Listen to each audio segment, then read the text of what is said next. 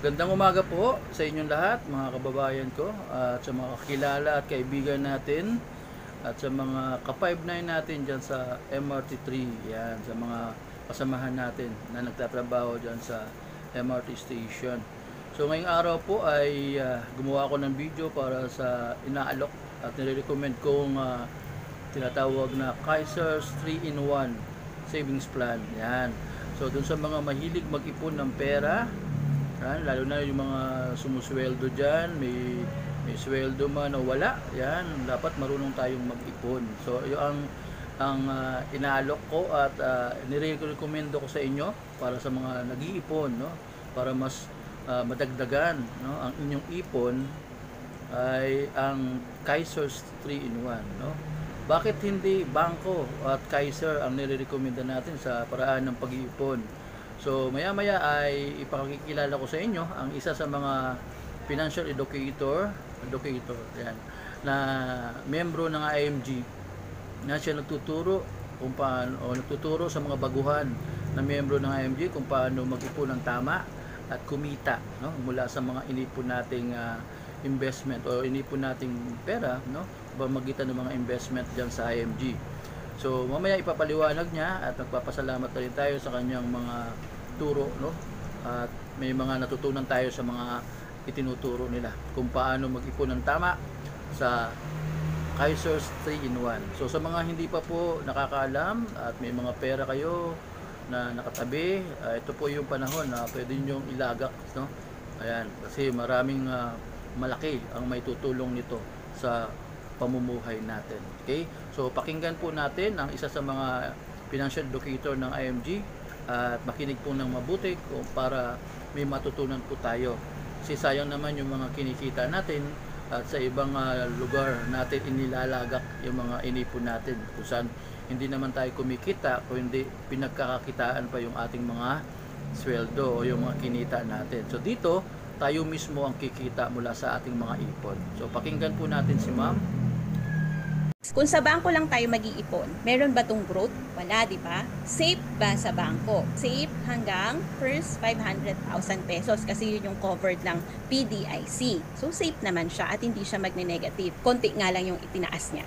May healthcare po ba sa bank? Wala, di ba? Life insurance, insured ba tayo kapag meron tayong savings or deposit sa bangko? Wala po, di ba? How about mutual fund? May growth po ba sa mutual fund? Yes, kumikita ang pera natin sa mutual fund. Safe ba ang pera natin doon or hindi ba siya magne-negative? Magne-negative siya, okay? Safe naman siya dahil liquid naman yung pera natin doon. Pero ibig sabihin nun, pwede siyang mag-negative. Kasi pwedeng bumaba yung market, pwedeng maging less than yung pera natin kaysa dun sa in-invest natin. Tulad nitong nag-pandemic, di ba? Bagsak yung market. May healthcare ba sa mutual fund? Wala. Kasi pure investment lang. May life insurance ba sa mutual fund? Wala. How about sa stock market? May growth po ba? Yes, possible na tumaas yung ating investment sa stock market. Pero pwede ba yung mag-negative? Yes, pwedeng mag-negative kaya hindi siya safe. Dun sa term lang na magne-negative, okay? May healthcare ba yung stock market? Wala. Life insurance? Wala rin. How about Kaiser? Meron po bang growth sa Kaiser? Yes, lalo na kung hindi po tayo sakitin, hindi natin masyadong nagagamit yung ating benefit, nag-grow po yung pera natin doon. Safe ba yun? Hindi ba magne-negative?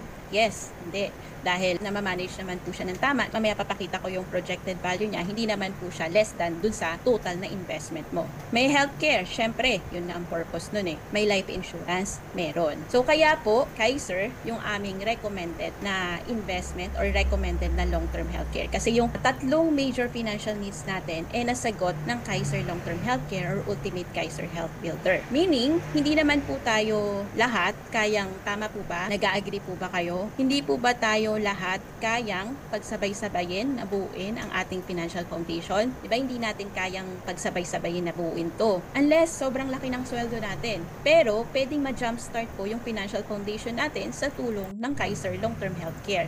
Dahil meron itong long-term healthcare, meron din itong life insurance, at meron itong investment. So, another reason bakit ito yung aming recommended investment sa mga nagsisimula pa lang. Kasi ma-jumpstart po yung ating financial foundation. Kaya nga sabi ni Daniel Padilla Kaiser, nasa iyo na ang lahat.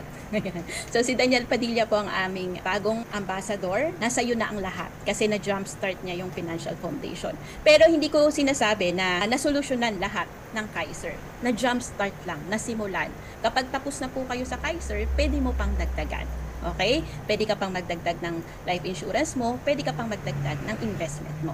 In short, Ultimate Kaiser Health Builder is a 3-in-1 financial solution. Merong investment kung hindi po tayo sakitin. Meron pong healthcare na magagamit kung sakaling worst case talagang kailangan natin. At meron po tayong insurance in case may mangyari po sa atin as breadwinner. So yun po mga kababayan ko, at narinig nyo yung paliwanag ni ma'am, yung Kaiser's 3-in-1 na mula sa IMG ay isa sa pinakamagandang pwedeng paglagakan ng ating mga inipon, no? So may nabanggit sila doon na na 3-in-1. Ano ba yung 3-in-1 na tinutukoy nila doon? Meron doon tinatawag na investment, yung insurance, o life insurance, at saka healthcare natin, no?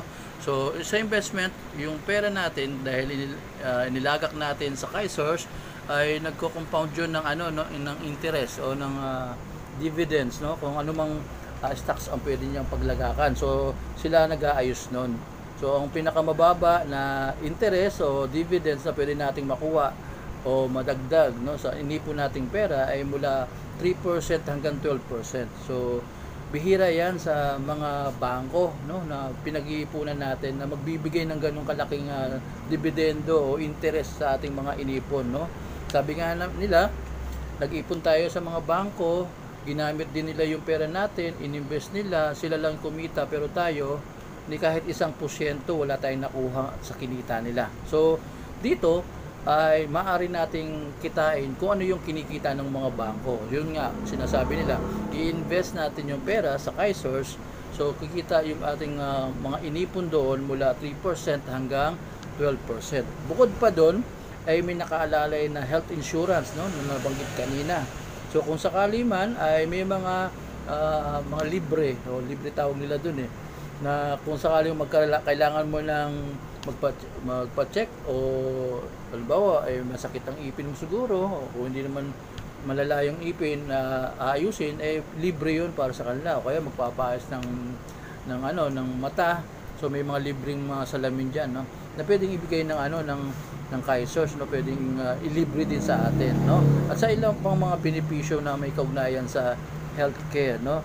So sa ibang mga panahon ay ikukwento pa natin kung ano pa yung mga mayroong ibigay ng Kaiser, no, hindi lang yung mga nabanggit ko, kundi pati yung mga pinakamalalang sakit na pwedeng maranasan ng isang miyembro, pwede na rin maging libre yan, no, sa mga darating na panahon. At bukod dyan, may tinatawag ba rin tayo silang life insurance, no? Yan ang makakatulong na malaki sa pamilya natin, lalo na kung ikaw lang yung nagtatrabaho, ikaw yung tinatawag nilang breadwinner, pag may nangyari sa iyo, at least mayroong makukuha ang pamilya mo mula sa Kaiser's o sa IMG o sa samahan ng IMG, no? Yung tinatawag nating mga insured, no, na insurance o na binibigay sa mga beneficiary. So ang alam ko, ang isa sa mga halaga na pwedeng ibigay sa atin diyan ay nasa 1 milyon o higit pa. Depende sa cover ng iyong plan o kung anumang plan ang kukunin mo sa Kaiser. Ayan. Dumidepende po yan sa edad po ng taong kumukuha po ng plan o sa Kaiser plan na tinatawag. Okay? So sana ay nagustuhan at sana may mga taong naging interesado mula dito sa pinaliwanag ni ma'am, no? So kung kayo ay nag-iipon, so dito nyo na lang po ilagay yung mga inipon ninyo. Kumikita pa yung ipon ninyo, naalala rin pa kayo sa health ninyo, at mayroon pang insurance, no, kung sakali man na may mangyari sa atin, may maibibigay sa ating mga beneficiary, at yun ay ang ating mga pamilya. Okay? So hanggang dito na lang po muna, at abangan po ninyo yung iba pa nating pag-uusapan tungkol sa pag-iipon, no, kung paano kumita yung ating mga inipon. At kung interesado po kayo, huwag po kayong tubiling i-message po si SG Campo. Ayan. At mayroon din po tayong telephone number dyan na pwedeng tawagan ninyo. Ayan, kung hindi naman kalabisan pa sa inyo, no? At sa mga kakilala natin na ngayon ay nag-iisip-isip na kung paano kumita, no? Kasi sayang naman, no? Kung may pera ka dyan, may inipon ka dyan, ba't hindi mo hayaan na ang iyong pera ang magtrabaho para sa iyo? So hanggang sa susunod, maraming salamat po sa mga nakinig. Ito po si SG Campo. Huwag po ninyo kalimutang mag-follow at mag-subscribe. Paki-like na rin po ang ating video kung nagustuhan po ninyo. Maraming salamat po. Ang kailangan mo'y kunting unawa kung mahigpit sila minsan. Dahil ang nais lang na Manila ay ang kapayapaan. Huwag kang magagalit pag sinisita, sana iyong maintindihan. Ang tungkulin nila ay magampanan kahit na mapag-initan.